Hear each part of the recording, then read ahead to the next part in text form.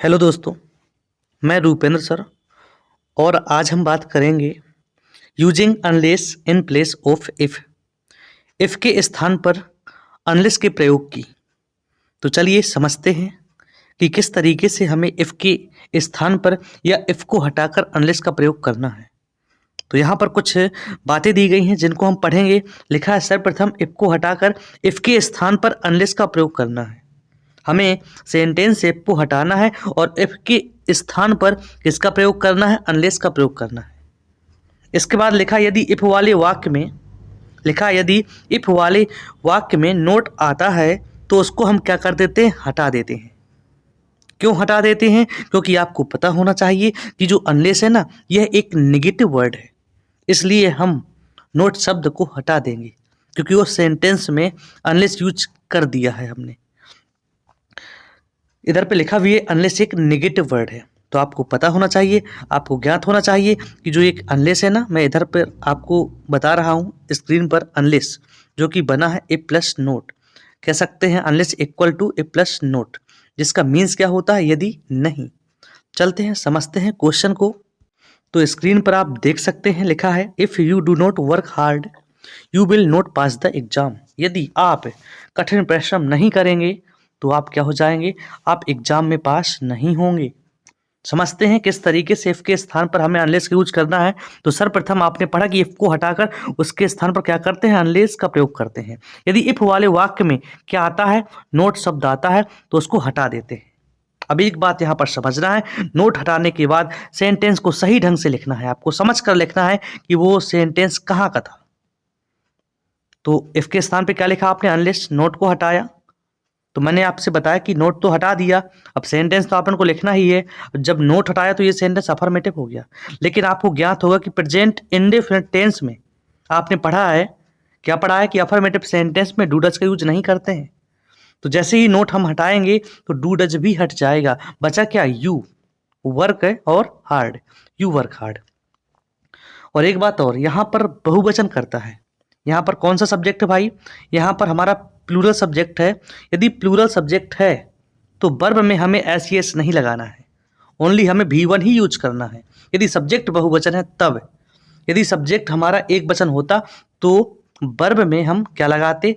S या S लगाते।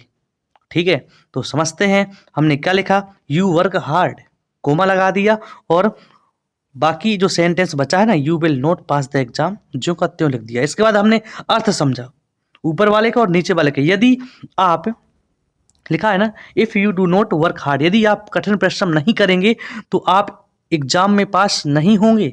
नीचे का मतलब सेम ही निकलना चाहिए। यदि नहीं आप, क्योंकि अनलेस का मतलब यदि नहीं होता है, यदि नहीं आप कठिन परिश्रम करेंगे तो you will not pass the exam.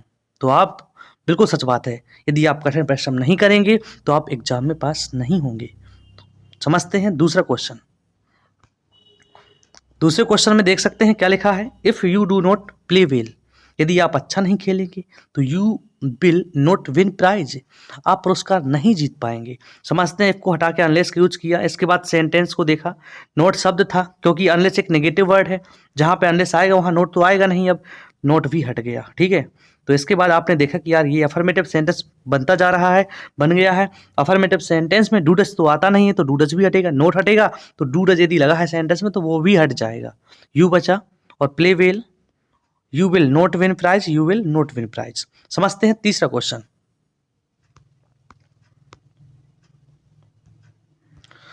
लिखा है if you do not work properly, यदि आप सही ढंग से कार्य नहीं करेंगे तो people will not respect you, लोग आपका सम्मान नहीं करेंगे। समझते हैं आपके स्थान पे हमने अनलेस लिखा, you do not work properly, not शब्द को हटा दिया तो डू भी हट जाएगा, बचा क्या? You work properly. यदि नहीं आप सही ढंग से कार्य करेंगे तो people will not respect you, तो लोग आपका सम्मान नहीं करेंगे। बिल्कुल बात सच है भाई। ठीक है, तो चलते हैं नेक्स्ट क्वेश्चन पर और समझते हैं। लिखा है if he does not take taxi, if he does not take taxi he will miss the train. Sentence में मिस आ गया है। ठीक है, तो मिस जहाँ फेल होता है, मिस होता है, तो वहाँ नोट शब्द नहीं आता है। ठीक है, तो बात करते हैं, इफ को हटा के हमने अनलेस लिखा, he does not take taxi, not को हटाया तो आपने समझा नोट को क्यों हटाया? पहली बात तो क्योंकि अनलेस एक नेगेटिव वर्ड है, तो नोट को हटा दिया, तो आपने जाना कि नोट यदि हटा है तो डूडज भी हटा है, डूडज भी हटेगा, ठीक है, तो डूडज भी हट गया, बचा क्या? ही, टैक्सी। ये सेंटेंस आपको चेक करना है। यदि सब्जेक्ट सिमिलर है तो वर्ब में एस यस यूज करेंगे, तो किया है आपने, टैक्सी लिखा, कोमा लिखा, ये सेंस भी देख सकते हैं। अनलेस यदि नहीं, ही टैक्सी, वह यदि वह टैक्सी नहीं लेगा तो ही विल मिस द ट्रेन, जरूर यदि टैक्सी नहीं लेगा तो मिस होगी उसकी ट्रेन, ठीक है।